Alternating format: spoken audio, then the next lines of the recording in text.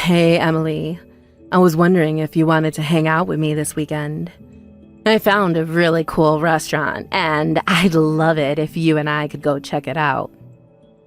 What are you talking about, Carla? We have our high school reunion this weekend, remember? Did you forget about that or something? Wait a second. You mean to tell me that you were really going to that loser convention? Loser convention? What do you mean by that? Come on now, Emily. You have to know that people like us are a cut above the other normies we went to school with. We've already achieved more in our lives than any of them probably will for decades to come. So I think we're better off skipping the reunion and doing something fun. I'm sorry, but I'm still not quite sure that I'm following what you're getting at. I mean, you don't really feel that way about everyone that we've gone to school with, right? Well, it's true, isn't it? I mean, okay, maybe you and I specifically haven't done things with our lives. But we're both engaged to people who have, isn't your fiancé the general manager of the company he works for? Because my fiancé owns his company. My point is that we're better than the rest. And, we should act like it. Carla, I really don't know what to say to any of this right now. I don't get why you're having such a hard time accepting the facts when they are right there.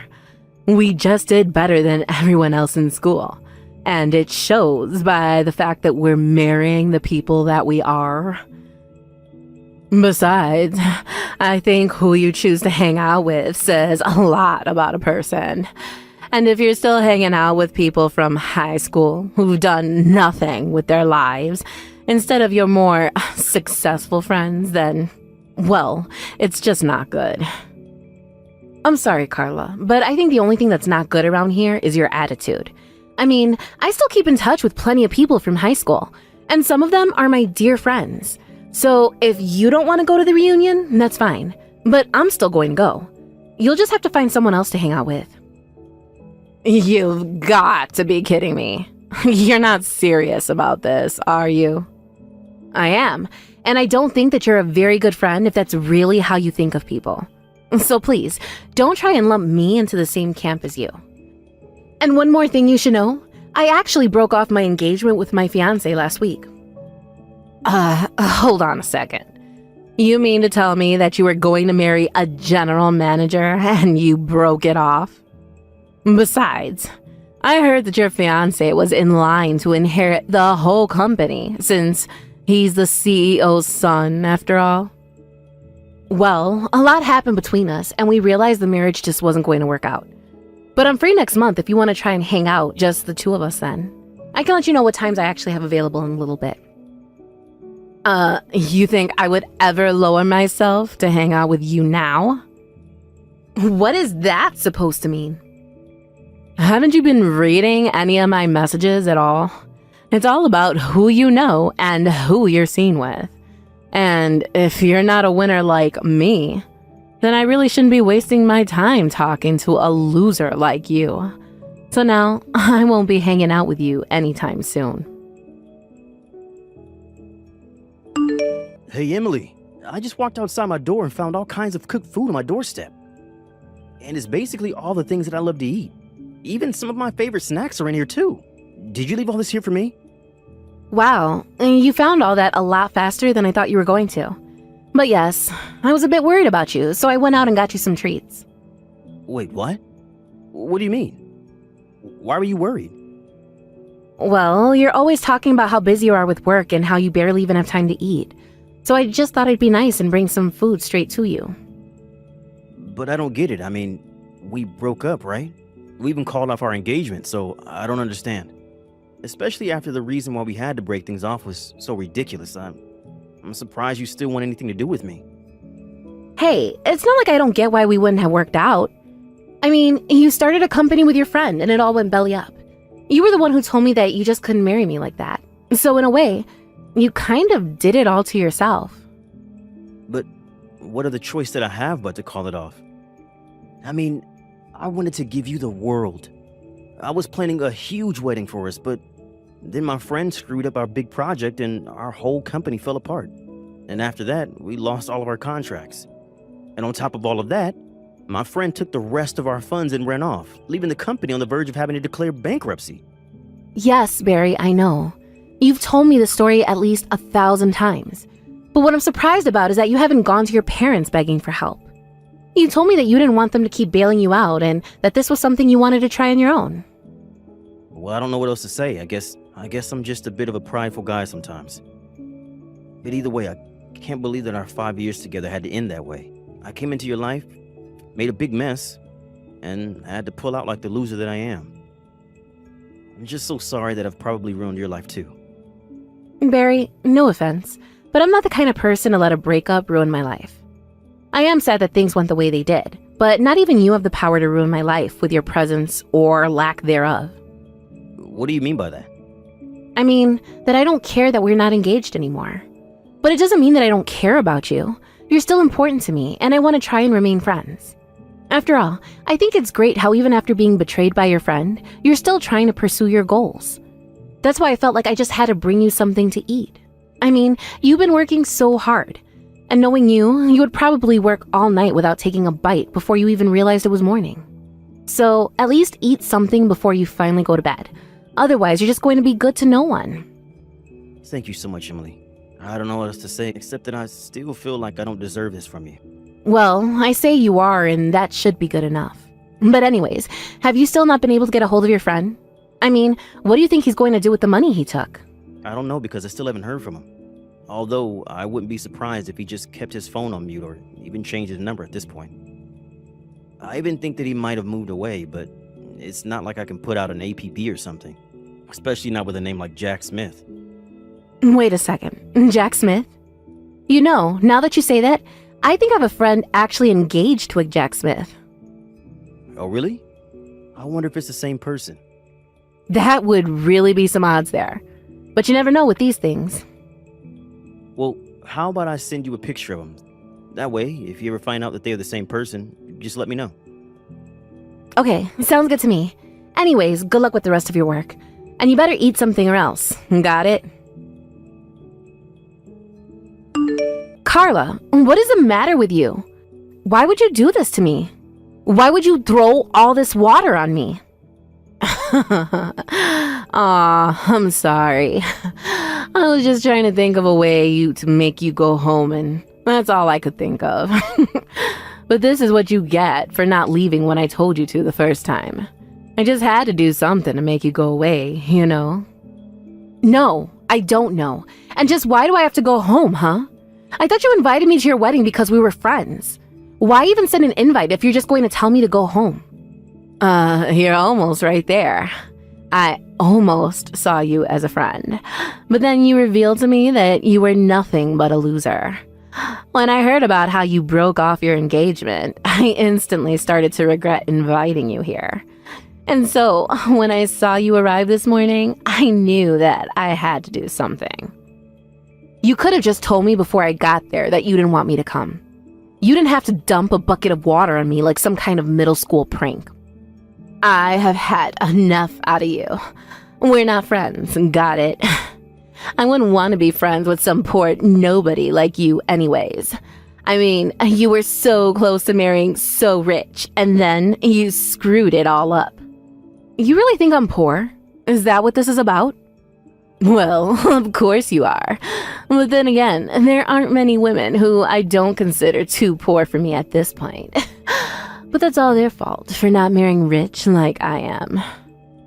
You know, Carla, I think that you really need to be careful about jumping to conclusions about people. And this is a whole obsession with winners and loser and rich and poor is just too much. Don't you realize how rude you're being? Shut up, you poor loser. I don't need to take this from you. You could have been my friend, maybe even my equal almost. But now it's far too late for any of that. And that's why you'll never be anywhere near my level again. What are you talking about? I'm talking about how you'll never be able to afford an amazing wedding like mine. And you'll never be able to live in the amazing condo building that I live in either. And you'll certainly never get $30,000 wedding ring like I have. And you'll never be across your entire life as a sad, pathetic loser. I'm not like other women. I'm special. I'm the winner. I'm the best. I don't even think that I can keep talking to you like this. But if you want me to go home, then fine. I'll gladly do that. Good. Leave. Now. Nobody wants you here anyways. The only person who is going to rich and never have to work again is me. I'm the best. I'm number one. Except that you know your husband is here apologizing to me, right? What on earth are you talking about now, loser? Well, that's the thing. Your amazing winner of a husband is here on his knees begging me for forgiveness. He's still here in his tuxedo right now. I don't think I've seen a man do anything like this in a tux. It's kind of hot, actually. Literally, what are you talking about? Why would my husband be apologizing to you? Well, because you did something he feels that he needs to say sorry for. Of course, I don't see any reason why I should forgive you.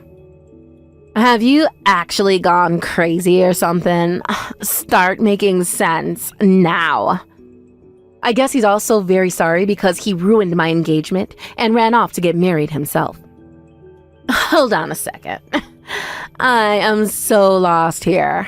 I mean, all I did was pour a little water on an unwanted loser. Why would my husband have to apologize to you for anything? Did he forget we're better than you? You don't get it. This is much bigger than you and your dumb prank. You see, it's your husband's fault that my engagement was called off. That's why he's here begging. But how? I still don't get it. Well, because it's his fault that my fiancé Barry and I had to call off our engagement. You see, Barry and Jack started a business together. But your new husband Jack made some pretty huge mistakes that ended up costing the company a lot. But instead of taking responsibility for them, he stole the rest of the company funds and ran off. My fiancé Barry was embarrassed and crushed that he said he wasn't worthy of me and called off the engagement. Wait just a minute. You're telling me that my husband and your fiancé started a business together? This is the first time I'm hearing about this. I didn't have too many details about what happened either, but Barry mentioned the name of his partner and I realized it was the same as your then fiancé. I thought it might have been a coincidence, but then Barry showed me photos of them together and I knew they were one and the same.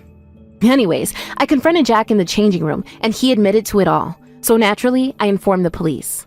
But don't worry, I know that you want to have your wedding, so I told them not to show up until after the vows had been exchanged. But I guess I won't be here to see it since I'll be going home. But I hope the two of you get what you deserve. But you can't be serious, right? You really didn't do that, did you? Well, especially after you poured that water on me, Jack came running after me, begging me not to call the police. He heard about what you did to me, and that's why he's here begging on his knees for mercy. This can't be happening. Jack can't be going that to you. My husband would never. Well, I'm afraid he is. Of course, the whole situation was made much worse by the way you treated me. But anyways, the police have already been informed, so it's too late to change anything now. Oh, come on. You don't have to do this. I would be less concerned about that and more worried about wrapping up your wedding before the police get there. Emily, thank you so much. I can't believe you managed to track Jack down. You don't know how much worrying you just saved me. Well, it really all was quite lucky, if I'm being honest. But anyways, I'm just glad that we could find him. Anyways, what about you? How are you doing? Are you eating like I told you to? Yeah, don't worry. I've been eating out of that care package that you sent me, and I feel like a new man now. Some other good news. I feel like I might be able to restart my company. Really? You think you can turn things around? Yeah.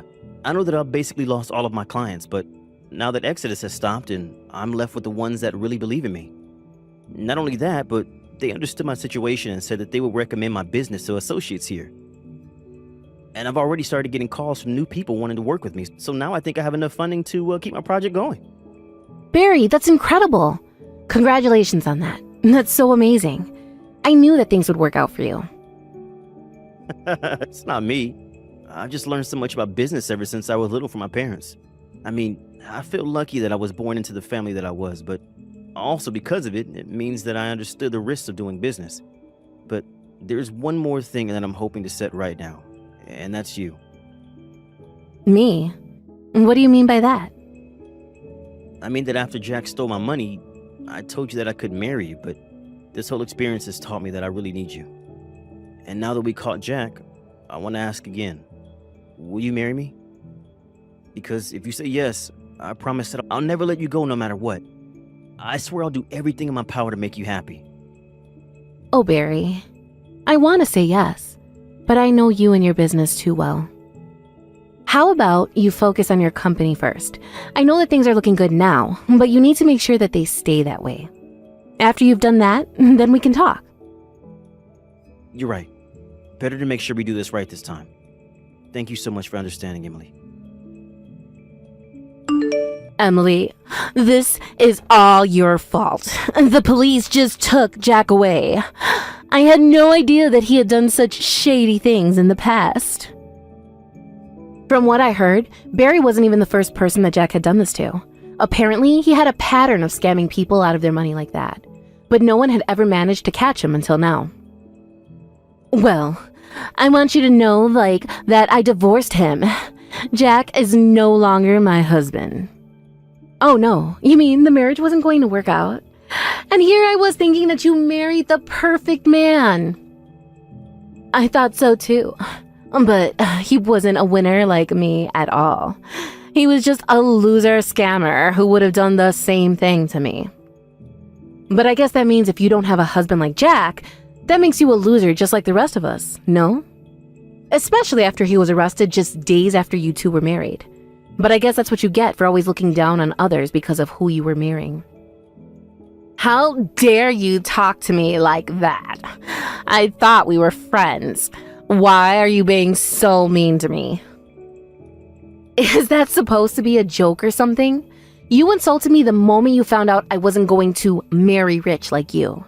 Then you invite me to your wedding only to humiliate me in front of everyone and then try and kick me out. And you know, I would have reported you to the police for what you did as well. That's still a form of violence. You mean that you would have called the cops on me too, just for a little prank with water? I can still do it if you want to join your husband in jail. No, please, don't do that. I don't want to go to jail. I wouldn't last a day there. Well, if you don't, then maybe you should check your ego and please just never ever talk to me again. After that, Jack was arrested for his various frauds and eventually sentenced to jail for them. I heard that Carla was brought in as a suspect, but that she was cleared of charges when the police realized she knew nothing. Apparently, while he was in jail, Jack was refusing to sign the divorce papers. Carla was so nervous that he was plotting something with her bank account, so she withdrew all of her money and moved to a new state. Except that every time someone from her past would find her, she was so nervous about being found by Jack, even though he was in jail, that she would pick up everything and move again. As for Barry and I, it took some time, but Barry's company eventually took off into the success that we always knew it would be. The day he took the company public was the day that he proposed to me. I said yes, and we're set to be married next month. But us being married didn't mean that I flipped like Carla into some elitist monster. I still hung out with old friends from high school, and we all gossiped about Carla's situation. In fact, despite being married, very little has changed for me. I'm just glad that everything about the situation appears to have wrapped out quite neatly. Of course, it helps that Barry now has someone like me by his side to help vet potential business partners, and I plan on keeping it that way. Thank you for watching till the end. If you felt good about this video, like the video. If you didn't like it, let me know why in the comments. Subscribe too. Your likes and subs lead to our motivation. We have so many videos on our channel as well, so go ahead and take a look. See you in the next video.